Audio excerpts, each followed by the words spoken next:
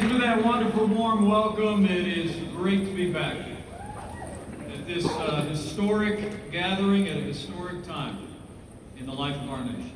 I'm truly honored to be back with you again. Before I begin, though, allow me to address an issue that I know is on the hearts and minds of people all across this country. The potential impact of the coronavirus here in America. President Donald Trump has no higher priority than the health, safety, and well-being of the American people.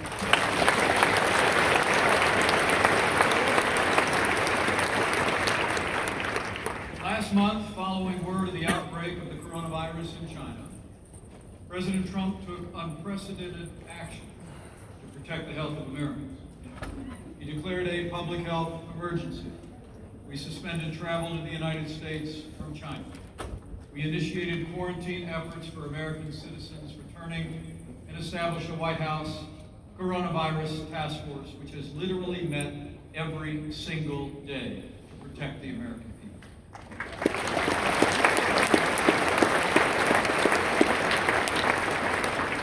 As of today, we have 15 cases of coronavirus that have been detected in the United States, with only one new case detected in the last 2 weeks. There's another 45 cases that have been diagnosed among Americans who have been repatriated from China. And while one American is hospitalized, thankfully all the patients have been treated and are doing well.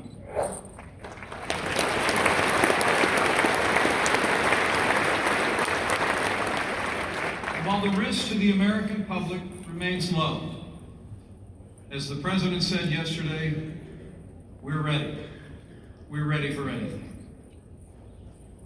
Yesterday, President Trump directed me to lead a whole-of-government approach to address the coronavirus in this country. And I promise you, we will continue to bring the full resources of the federal government to bear to protect the American people.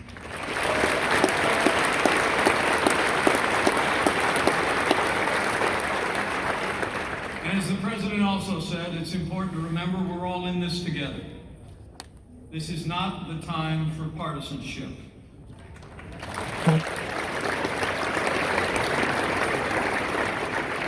The American people expect us to work together. And I promise you, this President, this administration, is going to work with leaders in both parties. We'll work with leaders across this nation at the state and local level. And this President will always put the health and safety of America first.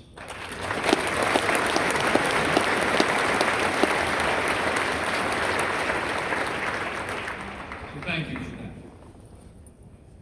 And it is great to be back at CPAC.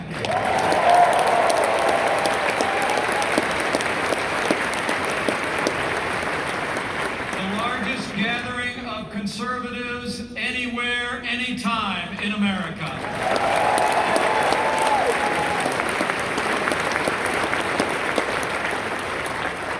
Now, Matt mentioned that I came to my first CPAC back in 2004. I've had the great privilege to come back here now more than a dozen times. But I want to be clear with you.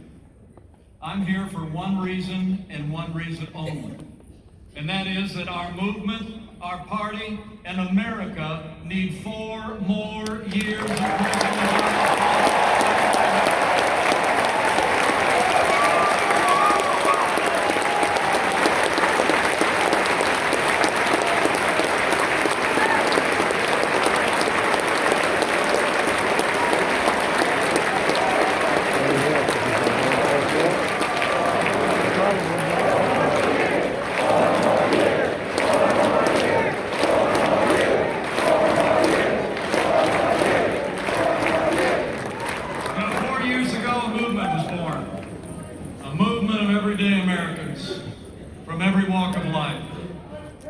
big cities and small towns. All of you here at CPAC believed we could be strong again. You believed we could be prosperous again. You said yes to President Donald Trump in 2016. USA, USA, USA, USA, USA,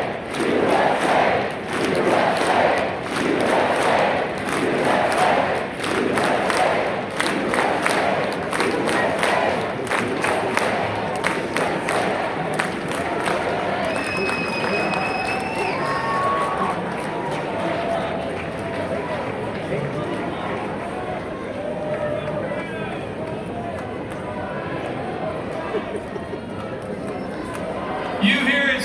Democrats said yes to President Donald Trump in 2016, and I know you're going to say yes to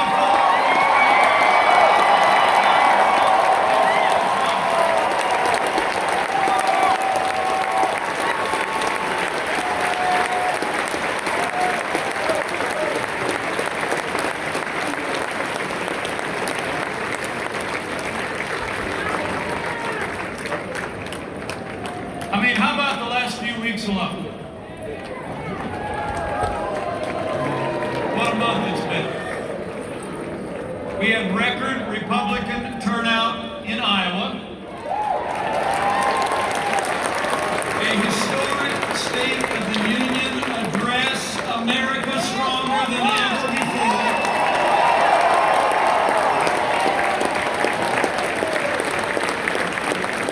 And while Democrats were still counting votes in Iowa, President Donald Trump won more votes in the New Hampshire primary than any incumbent president in 50 years.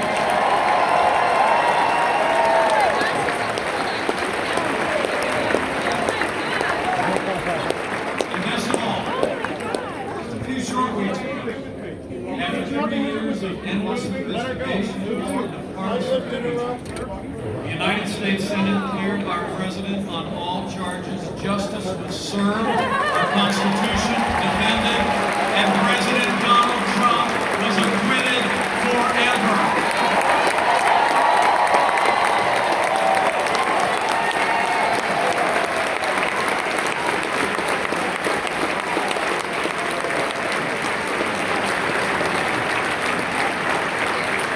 This is going to be a great CPAC 2020.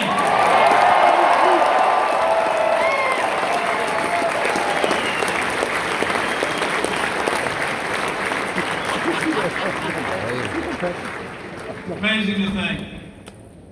Almost 50 years ago, after decades of the growth of government from the New Deal to the Great Society, an outsider came to this podium and said that America could be a shining city on a hill. Nearly 10 years ago, another outsider addressed this gathering and said we could rebuild our country and that America could be proud again. Ronald Reagan said it was morning in America, and President Donald Trump made America great again.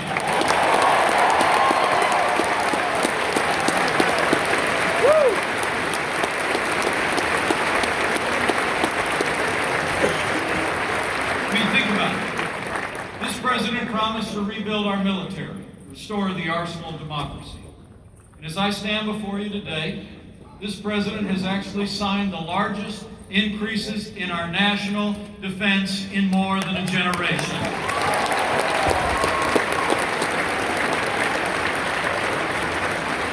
We're once again giving our soldiers, sailors, airmen, Marines, and Coast Guard the resources and the support they need to accomplish their mission and defend this nation.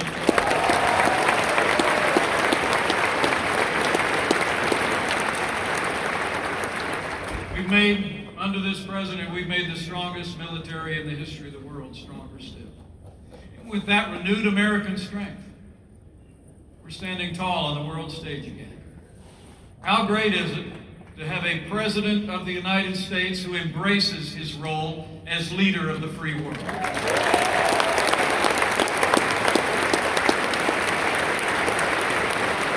Thanks to the president's leadership, our allies are contributing more to our common defense than ever before.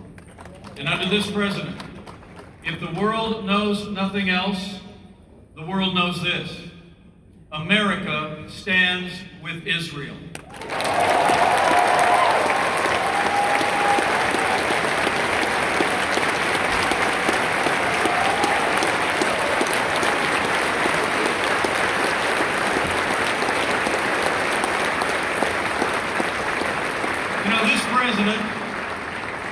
Has done more to support our most cherished ally than anyone could have imagined just 3 short years ago. We got out of the Iran nuclear deal. He recognized Israel's sovereignty over the Golan Heights. And President Donald Trump moved the American embassy to Jerusalem, the capital of the state of Israel. So we've been standing with our allies, and we've been standing up to our enemies. Where the last administration was sending pallets of cash to terrorists in Iran, this president has taken the fight to radical Islamic terrorists on our terms, on their soil.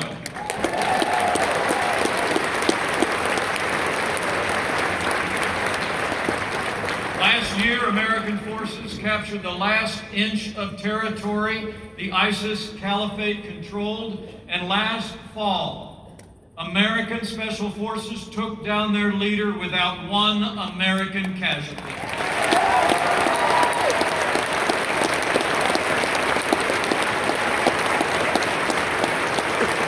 And when militants stormed our embassy on New Year's Eve, this president sent in the Marines and said no more Benghazi.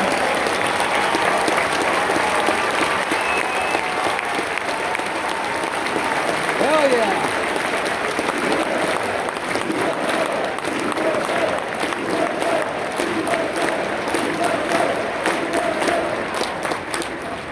And when American lives were threatened by the most dangerous terrorist in the world, President Donald Trump took action, and Qasem Soleimani is gone.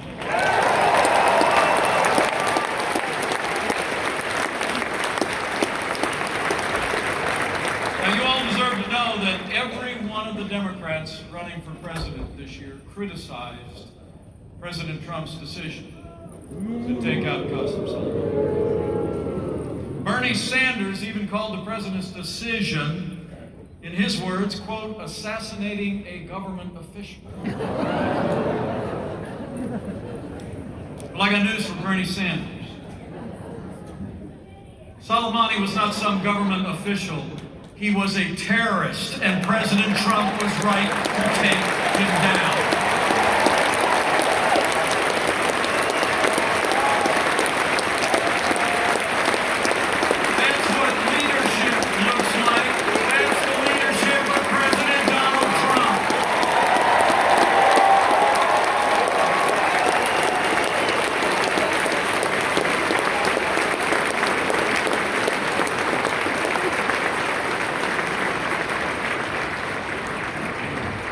So we're standing with those who serve.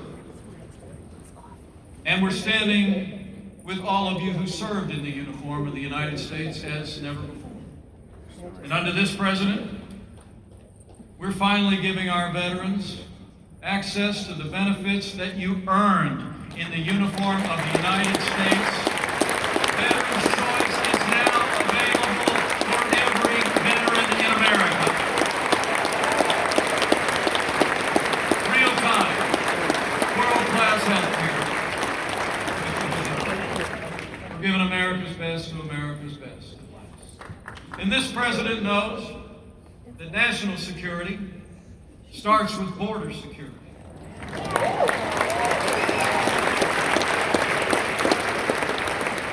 And under the president's leadership, we've made historic investments to secure our border and end the crisis of illegal immigration. Mexico is doing more than ever before to secure our southern border, and their apprehensions are down by 80% in the last 12 months.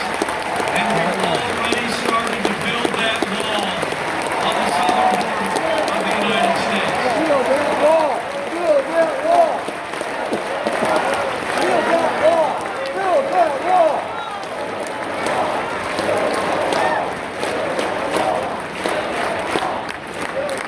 Oh, we're building. We're building. And under this president's leadership, we've also stood for law and order, and every single day stood with those who protect and serve on the thin blue line of law enforcement, including the courageous men and women of Customs and Border Protection and ICE.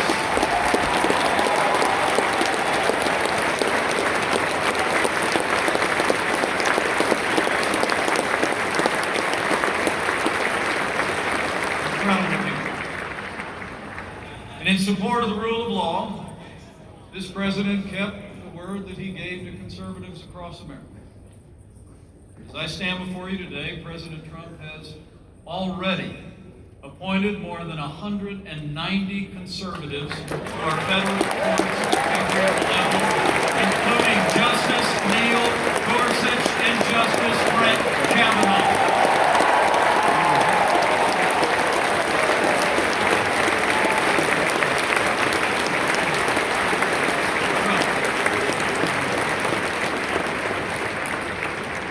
I'm here to tell you I've gotten to know a lot of these incredible men and women, and I can assure you that they are all principled jurists who will uphold the God-given liberties enshrined in our Constitution, like the freedom of religion, the freedom of speech, and the Second Amendment right to keep and bear arms.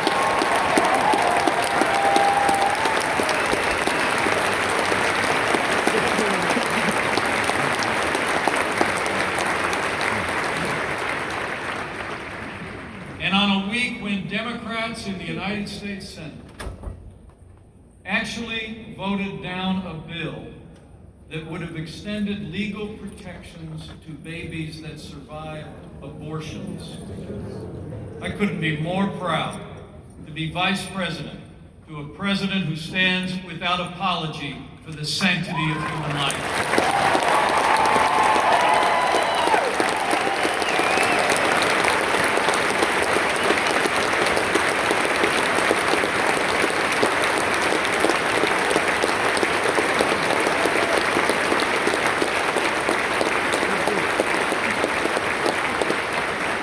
In one of his first acts in office, this president reinstituted the Mexico City policy to make sure that no taxpayer dollars will be used to promote or provide abortions overseas.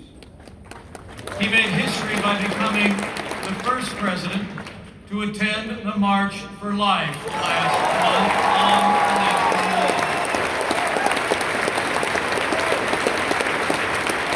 He signed legislation to make it possible for every state to deny Title X funding to abortion providers, and just this week, the Ninth Circuit Court of Appeals upheld President Trump's executive order denying taxpayer funding to family planning clinics that make referrals for abortion. Defunding Ninth Circuit.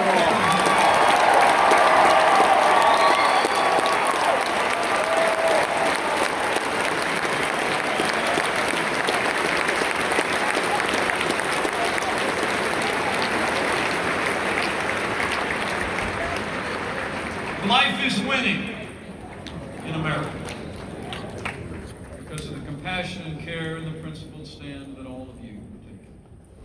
And that's what makes it so remarkable that every leading Democrat running for president has actually said that there's no room in today's Democratic Party for pro-life voters. So let me say to every pro-life American, Republican, Independent, or Democrat, you have a home in today's Republican Party. President Donald Trump is the most pro-life president in American history.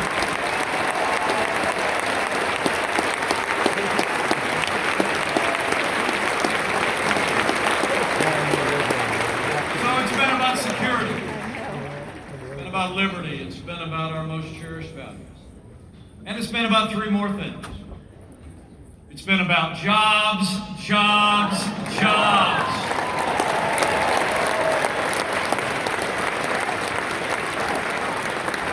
On the first day of this administration, President Trump promised that we could revive the American economy. We went straight to work, working with our allies in the Congress. We cut taxes across the board for working families, businesses large and small. This president's rolled back more federal red tape already than any president in American history. We've unleashed American energy, and this year will be a net exporter of energy for the first time in 75 years.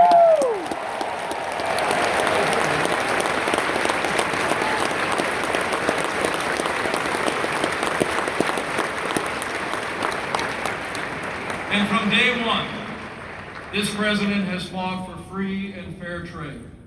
And after more than 30 years of trade policy that seemed to be more about just managing economic decline, the USMCA and the Phase 1 China deal marked the beginning of a new era of international trade that puts American jobs and American workers first.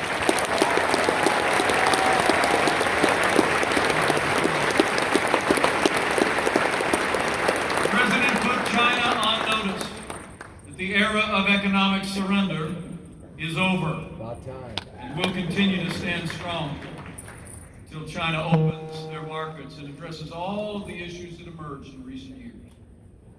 And under his leadership, after decades that saw factories in small towns like my home state of Indiana shutter, jobs moved south of the border, NAFTA is gone and the USMCA is here to stay.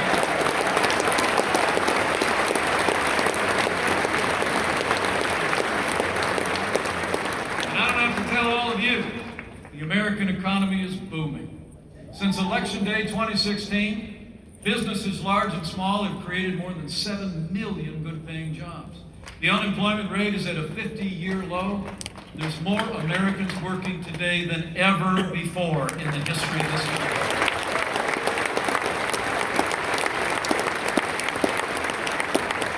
And the American people know it. It's true. Karen and I slipped away for a spring break last year. A whole day and a half. We like to go to a place called Sanibel Island.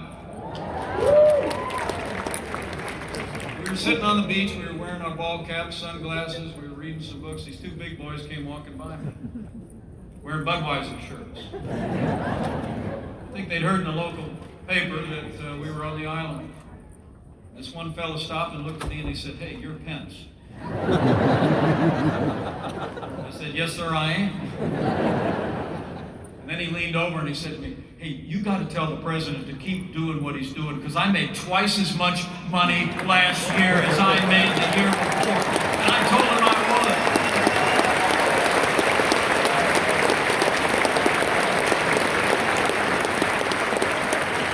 Started to walk away and turned around and said, "By the way, I don't know what you do, but keep doing what you're doing too."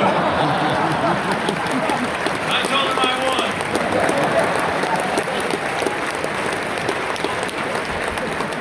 I mean, the truth is, thanks to President Trump's leadership and all of your support all across this country, in 3 short years, we've made America great again.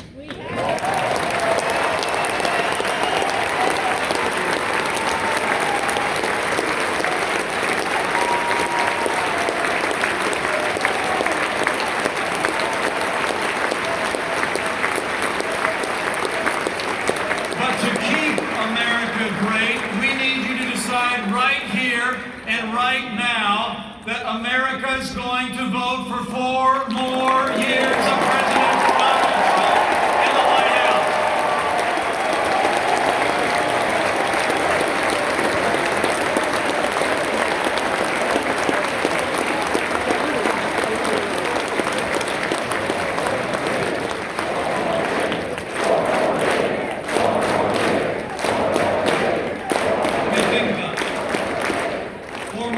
Means more jobs. 4 more years means more judges. Yes. 4 more years means more support for our troops. And it's going to take at least 4 more years to drain that swamp.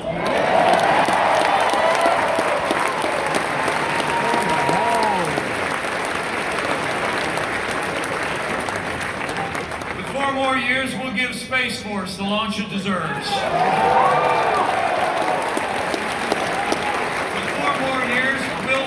The cost of health care and prescription drugs without growing the size of government. And will always protect Americans with pre-existing conditions. With 4 more years, this builder in the White House will rebuild the roads and bridges and ports and airports So America has the finest infrastructure in the world. And with 4 more years, we'll give every parent in America the right to choose where their children go to school.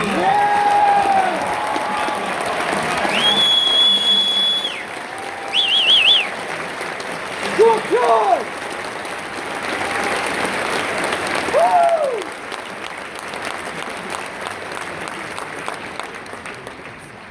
And the choice has never been clearer. The stakes have never been higher. With your support today, America has a president who loves this country, who stands by our military, our workers, and our freedoms. He believes in you. I can tell you firsthand, he fights for you every single day.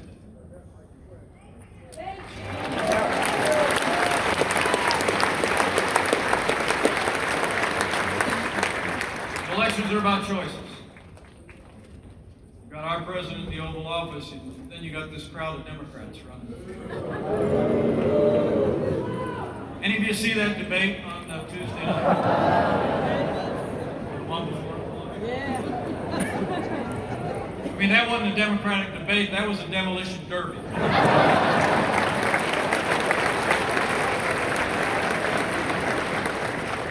You know, I mean, really. I grew up in a small town, you know, every year we'd have a county fair. The people with the crummiest cars in town would drive them into the infield. And they'd crash into each other until only one was left driving. I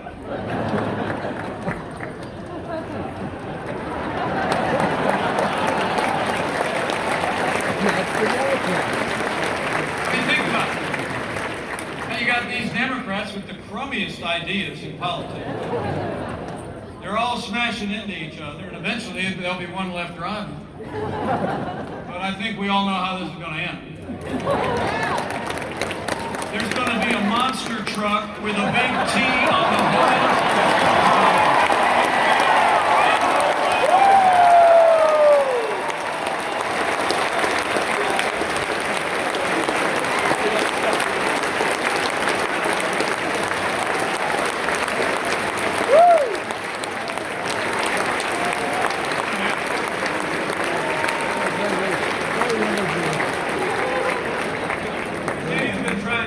Who won these debates. Let me help him out.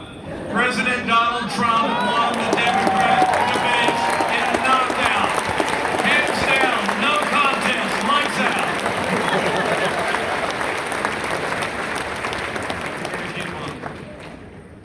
You know, the truth is, today's Democratic Party has been taken over by radical leftists. They want higher taxes, open borders, late-term abortion. It's really astonishing to think that the party of Harry Truman and JFK is actually on the verge of nominating an avowed socialist as their party standard. The Democratic Party today is on the verge of nominating a candidate who honeymooned in the Soviet Union, wants to take away the health insurance of 160 million Americans, and speaks glowingly of socialist dictatorships in Cuba and Venezuela. And let's be clear, it isn't just about Bernie. Despite what the media loves to tell you, there are no moderates in this Democratic field.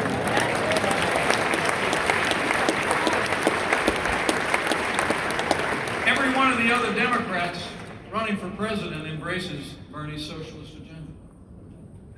Whether they call it Medicare for all or the Green New Deal, Democrats have been overtaken by a leftist ideology that history tells us has literally impoverished millions of people around the world and robbed the liberties of generations. And that system is socialism. And far too many young people have rallied to their cause. So men and women of CPAC, we've got work to do. The truth is, it won't be enough just to win the next election. We've got to win the next generation.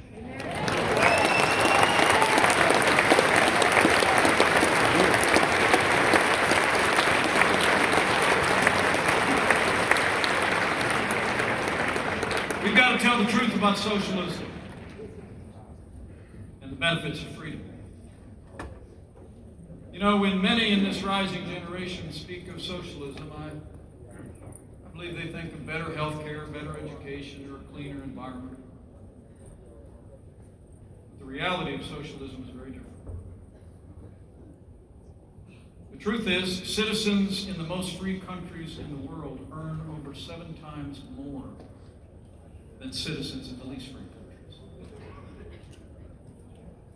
Socialism has failed everywhere it's been tried, in every era, on every continent, and among every class of people. Freedom works. Socialism doesn't. And we need look no further than our own hemisphere to prove the point. Venezuela was once the second wealthiest country in our hemisphere. But in the wake of more than a decade of a socialist dictatorship, almost 5 million people of that country have fled to neighboring lands to escape the deprivation and poverty. Karen and I saw it firsthand when we visited with Venezuelan families at Calvary Chapel in Cartagena, Colombia. It was back in August 2017. I'll never forget as we went table to table at this little church, speaking to one family after another that had fled their home country.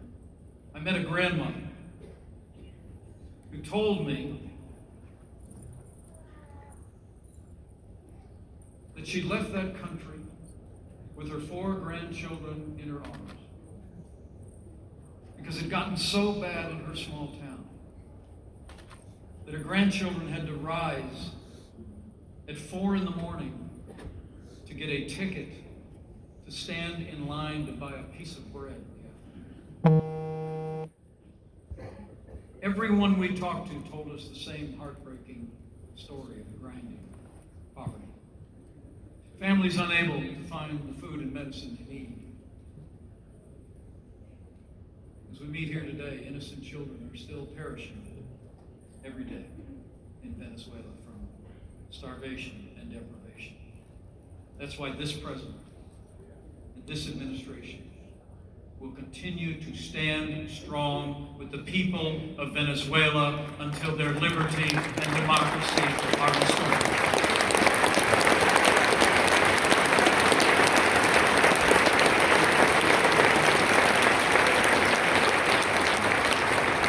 Men and women, that's what socialism looks like when it's put into practice. And that's the story that we have to tell the rising generation. Because you here at CPAC know better than most. It was freedom, not socialism, that gave us the strongest and most prosperous nation in the history of the world.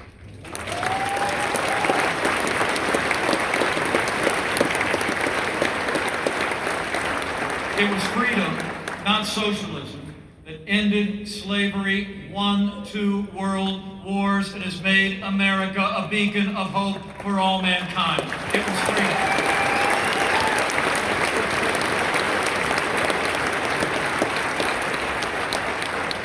So as the Democratic Party seeks to nominate and embrace the failed policies of socialism, we must renew our resolve in this year, 2020, as the President said 1 year ago, America will never be a socialist country.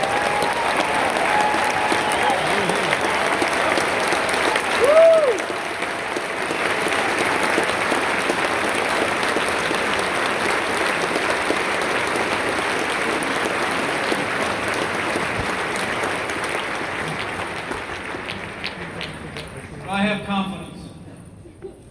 This rising generation is a generation that increasingly every day embraces life and liberty. It's a freedom-loving generation. I mean, people that can hear a song download it on their phone 10 seconds later. They like freedom. And that's who we have to speak to. I want to challenge each and every one of you, particularly the young people among us, to go out and talk to your neighbors and friends. Talk at school or work. Tell them about the choice that we have. Tell them it's a choice between freedom and socialism. And tell them we have a freedom-loving President of the United States of America.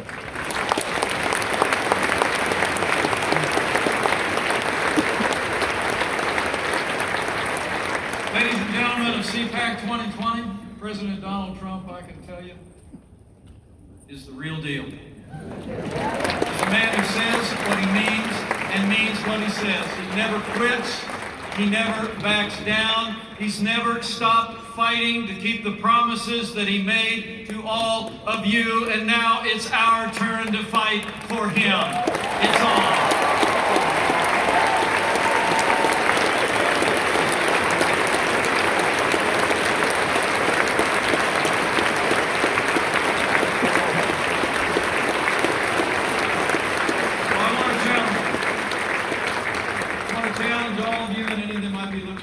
Every day that remains between now and Election Day this November, keep bringing this same level of enthusiasm. Keep bringing your support. Keep telling your neighbors and your friends that worship and at work everything that we've accomplished. And keep the faith.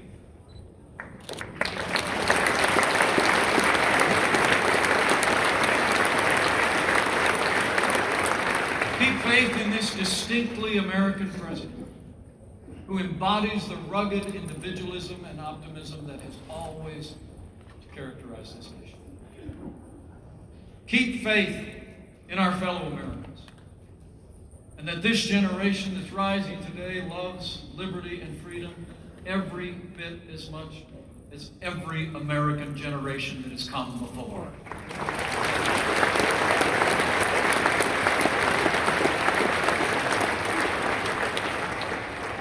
Keep faith, finally, that when we hold the banner of freedom high,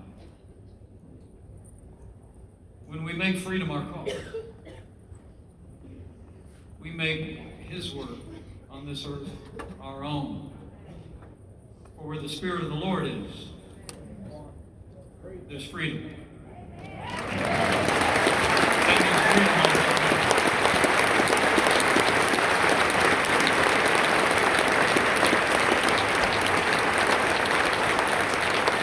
CPAC, thank you so much for the honor of addressing you, and on behalf of my wife and my family, thank you for the privilege of serving as your Vice President.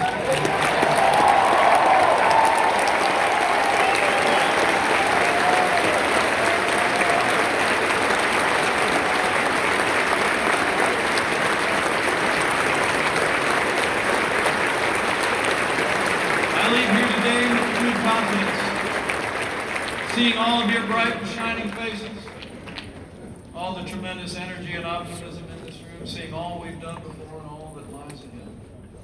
That with your continued support and prayers, every day between now and November 3rd, we're going to keep on winning. We're going to make America stronger and prosperous than ever before. And with President Donald Trump in the White House for 4 more years, and with God's help, we will keep America great.